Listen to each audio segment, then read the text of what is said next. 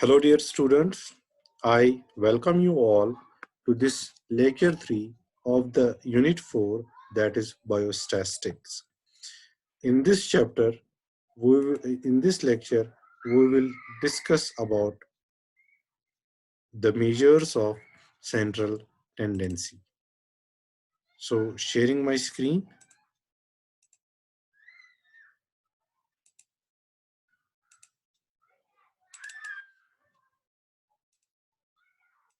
So in this lecture, we will learn about the measures of central tendency. First, we will look at the definition. What do we mean by measure of central tendency?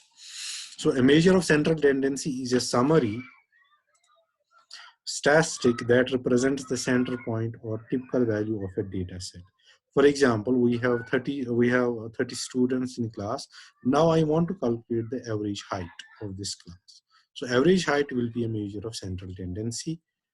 These measures indicate where most values in a distribution fall and are also referred to as central location of a distribution. That is the example I was discussing. We have each students having a different height. Now, if I want to calculate the average height, that will be a measure of central tendency. So in statistics, the three most common measures of central tendency are the mean, median, and the mode, which we will learn in this lecture. So first, we will learn about the mean. What is mean? So arithmetic mean is simply the average of the observations. So it is simply the average. So how do we compute it? It is calculated by dividing the sum of all observations by the number of observations. So simply we will add, if we have 30 students, we will add height of all the 30 students and then divide this sum by the number of students, that is 30. So if x1, x2, x3 up to xn are the values of n observations, then mean is represented, mean x bar is given by x1 plus x2 plus x3 up to xn divided by n, or we simply write this mean as summation of x divided by n, that is number of observations or the number of students.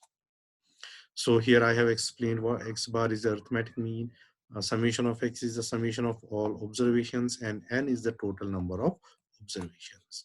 Let us take an example. For example, here in this example, we are being given a hemoglobin value, that is percentage hemoglobin value of 10 patients.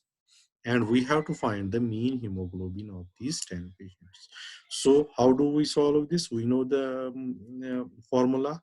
X bar mean is given by summation of x oblique n. So how we will proceed? We will find sum of all the observations and divide this by number of observations. And here number of observations is the number of patients, that is 10. So we have added all the values given of each 10 patient, and we will find the sum. Sum is 53.6 divided by 10. So this mean comes out to be 5.36 mg. Now we will discuss about the mean of group data. So if this group data is given in discrete series, that means if class interval and the frequency is given, if the data is given in frequency distribution but not in class interval, it is called discrete series, and it will be clear when we will take an example. So for computation of mean in discrete series, each value is multiplied by its respective frequency. Sum of all values obtained is divided by number of total number of observations. So if we have variables as x1, x2, xn, and respective frequencies are given, which are represented by f2, f3, fn, then arithmetic mean, it is calculated by this formula. X bar, that's mean, is given by f1 into x1 plus f2 into x2 up to fn into xn divided by total number of observations, which is the sum of all the frequencies. Or we simply write this as summation of fx divided by summation of f. So let us take an example. Here we are being given rate of respiration and the frequency. Class interval is not given. Simply rate of respiration and frequency is given. So rate of respiration of 43 fishes and their respective frequencies was recorded as. So 43 is the total number of observation, and which should be equal to the sum of frequencies. So if we take the sum of all the frequencies, we will see that it is exactly 43. So this is the rate of respiration. So how we solve this? We will make a table. We will put first variable, that is rate of respiration, as x and frequency as f. So we have made a table variable and frequency where we have placed respective values of x and the respective values of f. And then third column is about the fx. So we will simply find fx by multiplying these two variables, x into f.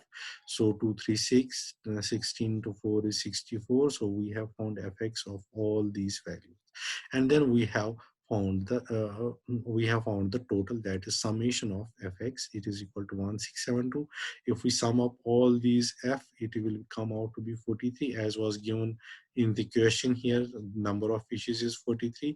So we will now apply the formula.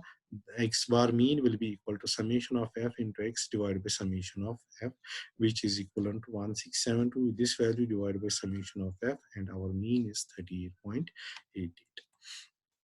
Now we have example 3.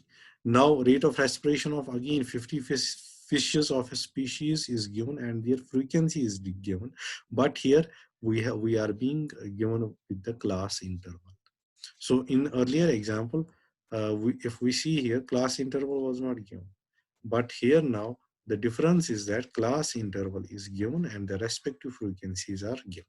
So how do we find the mean of this series? So we will again make a table. In the first column, we will put rate of respiration, which is class interval. Then we will find the mid value of this class interval. So 10 plus 1 is 11, divided by 2 is 5.5. So mid value is 5.5. So we will, in the same way, we will find the mid value of all these class intervals, which will give us m.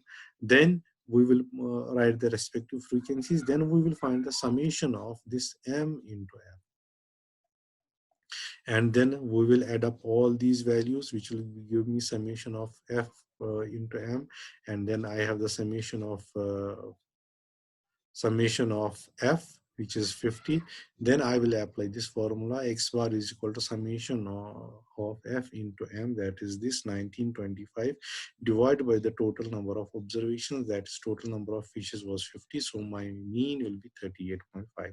So whenever you are given with the class interval, we have to find the mid value and then multiply it with the respective frequency, and then find the sum of this and the sum of this, divide this summation of fm divided by summation of f, and we will get the mean.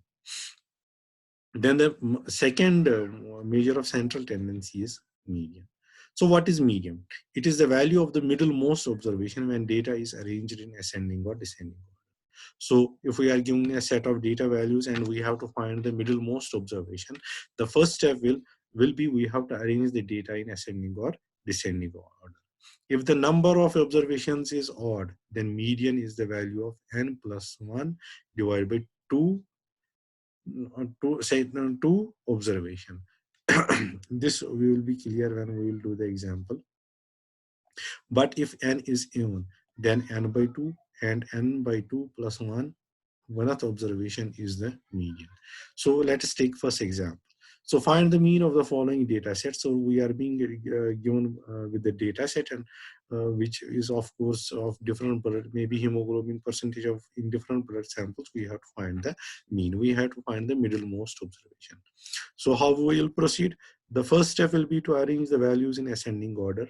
So we will write ascending order, that is 3, then 4, then 4, then these 5, then 6 and 7. Then total number of observations, if we will count 1, 2, 3, 4, 5, 6, 7.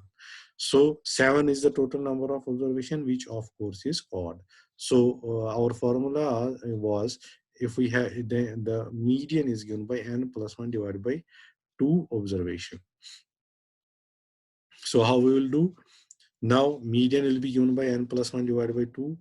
To the term we will get, so we will write 7 plus 1 divided by 2, that is 7 plus 1 is 8, divided by 2 is 4. So fourth term will be the mean. So if we start from here, 1, 2, 3, 4. So for fourth term is 5. So our median is 5. Now let us take second example. Here we are being given by the oxygen consumption of 8 fishes, which was recorded as this cc per 100 ml. Find the mean of the given data. So again, this first step is seen. We will arrange this data in the ascending order, starting from 35, then 36, 38, 39, and so on. Then if we count these number of observations, it is 1, 2, 3, 4, 5, 6, 7, 8. So the number of observations is 8. So we will find the mean by using this. N plus 1 divided by 2 term is equal to 8 plus 1. And so that comes to be 9 by 2 is equal to 4.5th term. So this means that mean lies between fourth and the fifth term. Since here we got 4.5th term item. So 1, 2, 3, 4, 5. So mean lies between 40 and 41. So average of these values is to be calculated. So average of these values is 39 plus 40. It is fourth and fifth. 1, 2, 3, 4. So 39 and 40. So mean lies between these two terms. So we will find the mean of these two. So it will be 79 by 2. So our mean is 39.5. Then the last one is the mode. So mode is the value that appears most often in a set of values. That is the frequency which is repeated most often. So that value of variable for which the frequency is maximum. So water percentage in food, this will be clear by an example. So here water percentage in food items is given. So find the mode. So how do we do? We see that if we look at these values, we see we have 68 here, we have 68 here, we have 68 here. So 68 is repeated 3 times. So the mode of this data set is 68. There are more examples given in the tutorial attached, which of course you will do for your practice, and all this will be clear. Thank you.